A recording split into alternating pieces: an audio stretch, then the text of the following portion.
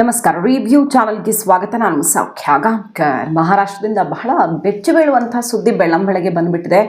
8:45 9 ಗಂಟೆ ಅಷ್ಟೊತ್ತಿಗೆ ನಿಜಕ್ಕೂ ಆಘಾತಕಾರಿ ಸುದ್ದಿ ಬರುತ್ತೆ. ಪ್ರೈವೇಟ್ ಜೆಟ್ ಕ್ರ್ಯಾಶ್ ಆಗಿ DCM ಅಜಿತ್ ಪವಾರ್ ಅವರ ದುರ್ಮರಣ ಆಗಿದೆ ಅಂತ. ಅಸಲಿಗೆ ಸ್ಥಳದಲ್ಲಿ ಆಗಿದ್ದು ಏನು?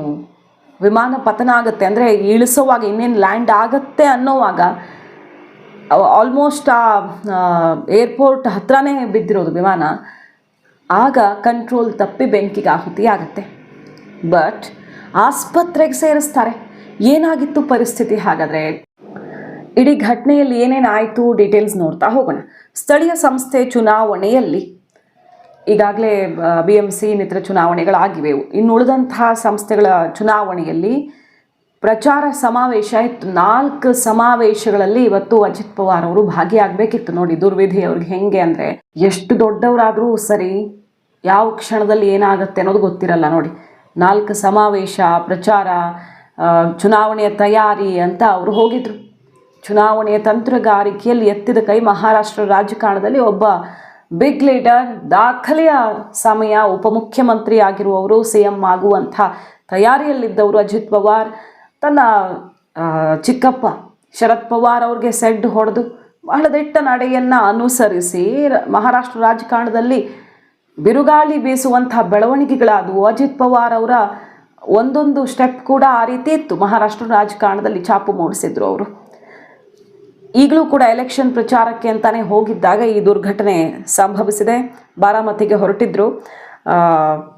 4 ಕಡೆ ಸಾರ್ವಜನಿಕ ಸಮಾವೇಶಗಳನ್ನು ಇವತ್ತು ಒಂದೇ ದಿನ ಅವರು ಮುಗಿಸ್ಬೇಕಿತ್ತು. ಜಿಲ್ಲಾ ಪಂಚಾಯತ್ ಚುನಾವಣೆ ಪ್ರಚಾರಕ್ಕೆ ಅಂತ ಹೋಗಿದ್ರು. ಲ್ಯಾಂಡಿಂಗ್ ಆಗ್ತಾ ಇರೋವಾಗ, ಇನ್ನೇನು ಕೆಲವು ನಿಮಿಷಗಳಲ್ಲಿ ಲ್ಯಾಂಡಿಂಗ್ ಆಗುತ್ತೆ ಅನ್ನುವಾಗ ತಾಂತ್ರಿಕ ಸಮಸ್ಯೆ ಆಗುತ್ತೆ. ರನ್ವೇ ಮೇಲೆ ತುರ್ತು ಭೂಸ್ಪರ್ಶ ಮಾಡೋದಕ್ಕೆ ಪ್ರಯತ್ನ ಮಾಡ್ತಾರೆ. ಆ ಸಂದರ್ಭದಲ್ಲಿ ವಿಮಾನ ಅಪ್ಪಳಿಸತ್ತೆ. ಕ್ಷಣಾರ್ಧದಲ್ಲಿ ಬೆಂಕಿ ಹೊತ್ಕೊಳ್ಳುತ್ತೆ. ರಕ್ಷಣಾ ಪಡೆಗಳೆಲ್ಲ ಧಾವಿಸ್ತಾವೆ. ಅಂದರೆ ಅಲ್ಲಿ ಏರ್ಪೋರ್ಟ್ ಹತ್ರನೇ ಅಲ್ವಾಗಿರೋದು. ಅವರು ತುರ್ತು ಭೂಸ್ಪರ್ಶ ಮಾಡೋಕ್ಕೆ ಪ್ರಯತ್ನ ಪಟ್ಟಿರೋದ್ರಿಂದ ಬೇರೆ ಎಲ್ಲೋ ಆದರೆ ಇನ್ನೂ ಗೊತ್ತಾಗೋಕ್ಕೆ ತುಂಬ ಹೊತ್ತಾಗ್ಬಿಡ್ತಿತ್ತು. ಸೊ ಅಲ್ಲಿ ಸ್ಥಳೀಯರು ಸ್ವಲ್ಪ ಆ ಕಡೆ ಹೋಗಿ ಬಿದ್ದಾಗ, ಕ್ರ್ಯಾಶ್ ಆದಾಗ ಸ್ಥಳೀಯರು ಮಾಹಿತಿ ಕೊಡ್ತಾರೆ. ತಕ್ಷಣಕ್ಕೆ ಎಲ್ಲ ಕಾರ್ಯಾಚರಣೆ ಶುರುವಾಗತ್ತೆ.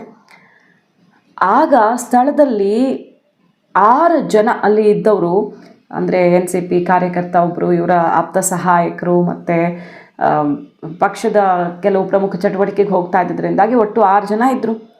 6 ಜನ ಸಾವನ್ನಪ್ಪಿದ್ದಾರೆ. ಆದರೆ ಸ್ಪಾಟ್ ಡೆತ್ತಾ ಅನ್ನೋದ್ರ ಬಗ್ಗೆ ಇನ್ನಷ್ಟೇ ಗೊತ್ತಾಗಬೇಕು. ಆಸ್ಪತ್ರೆಗೆ ಅವ್ರನ್ನ ಸಾಗಿಸಲಾಗತ್ತೆ. ತೀವ್ರ ಸುಟ್ಟಗಾಯಗಳಿಂದ ಬಳಲ್ತಾ ಇದ್ರು ಅಂತ ಹೇಳಲಾಗ್ತಿದೆ. ಹಾಗಾಗಿ ಜೀವ ಇತ್ತ.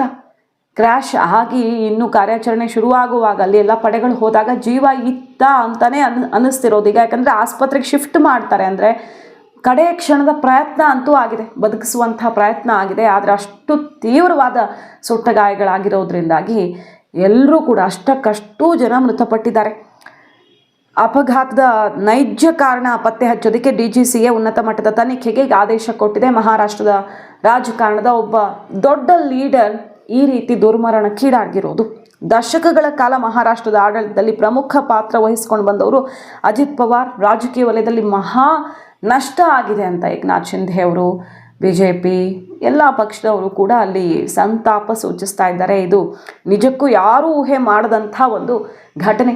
ನೋಡಿ, ಅವರ ರಾಜಕೀಯ ಹಿನ್ನೆಲೆಯನ್ನು ಕ್ವಿಕ್ಕಾಗಿ ನಾವು ಮೆಲುಕು ಹಾಕೋದಾದರೆ 21ನೇ ವಯಸ್ಸಿಗೆ ರಾಜಕೀಯ ಲೋಕವನ್ನು ಪ್ರವೇಶ ಮಾಡಿಬಿಡ್ತಾರೆ. ಹಾಗೆ NCP ಮುಖ್ಯಸ್ಥ ಅನುಭವಿ ರಾಜಕಾರಣಿಯಾಗಿರೋ ಶರದ್ ಪವಾರ್ ಅವ್ರಿಗೆ ಸೆಡ್ ಹೊಡೆದು ನಿರ್ಧಾರ ತಗೊಳ್ತಾರೆ. NCP ಇಬ್ಬಾಗ ಮಾಡೋದಕ್ಕೆ ಕಾರಣ ಆದರೂ ಅಜಿತ್ ಪವಾರ್ ಅವರು ಮತ್ತು ಪ್ರಮುಖ ಹುದ್ದೆಯನ್ನು ಅಲಂಕರಿಸಿದ್ರು. ಸುದೀರ್ಘ ಅವಧಿಗೆ ಅವರು ರಾಜಕಾರಣ ಮಾಡ್ಕೊಂಡೇ ಬಂದಿದ್ದಾರೆ. ಈಗ 66 ವರ್ಷ ಅವ್ರಿಗೆ ವಯಸ್ಸಾಗಿತ್ತು. 1959 ಜುಲೈ 22ರಂದು ಮಹಾರಾಷ್ಟ್ರದ ಡಿಯೋಲಾಲಿ ಅಲ್ಲಿ ಜನಿಸಿದವರು ಅವರು. ಪುಣೆ ವಿಶ್ವವಿದ್ಯಾಲಯದ ವಾಣಿಜ್ಯ ವಿಭಾಗದಲ್ಲಿ ಪದವಿಯನ್ನು ಪಡ್ಕೊಂಡಿದ್ರು. ಮಹಾರಾಷ್ಟ್ರ ರಾಜಕೀಯದಲ್ಲಿ 1980ರ ದಶಕದಿಂದಲೂ ಕೂಡ ಸಕ್ರಿಯರಾಗಿದ್ದಾರೆ. 45 ವರ್ಷ, ಬರೋಬ್ಬರಿ 4.5 ದಶಕ ರಾಜಕಾರಣ ಮಾಡಿದವರು ಅಜಿತ್ ಅವರು. ನಿಜಕ್ಕೂ ಅಜಿತ್ ಪವಾರ್ ಅವರ ಈ ದುರ್ಮರಣ ಮಾತ್ರ ಆಘಾತಕಾರಿಯಾಗಿದೆ ಇಡೀ ದೇಶಕ್ಕೆ. ಇಂಥ ವಿಮಾನ ಪತನ, ಈ ರೀತಿ ಆಕ್ಸಿಡೆಂಟ್ಸು ಮತ್ತು ಕಡೆ ಕ್ಷಣದಲ್ಲಿ ತಾಂತ್ರಿಕ ದೋಷಗಳು ತುಂಬಾ ಮರುಕಳಿಸ್ತಾ ಇರೋದು ಇತ್ತೀಚೆಗೆ. ಇದು ಪ್ರೈವೇಟ್ ಜೆಟ್ ಆಗಿತ್ತು. ಇತ್ತೀಚೆಗಷ್ಟೇ ಬಹಳಷ್ಟು ಘಟನೆಗಳನ್ನು ನೋಡಿದ್ವಿ ನಾವು. ಪ್ರೈವೇಟ್ ಜೆಟ್ ಪತನ ಒಂದು ಕ್ಷಣಾರ್ಧದಲ್ಲಿ ಬೆಂಕಿ ಆವರಿಸ್ಕೊಂಡಿದೆ. ಯಾಕಂದರೆ ಆ ಫ್ಯೂಯಲ್ಲು ಒಂದು ಕಿಡಿ ಹೊತ್ತಿದ್ರೂ ಸಾಕು ವೈಟ್ ಪೆಟ್ರೋಲ್ ಇಡೀ ಸ್ಪ್ರೆಡ್ ಆಗಿಬಿಡುತ್ತೆ.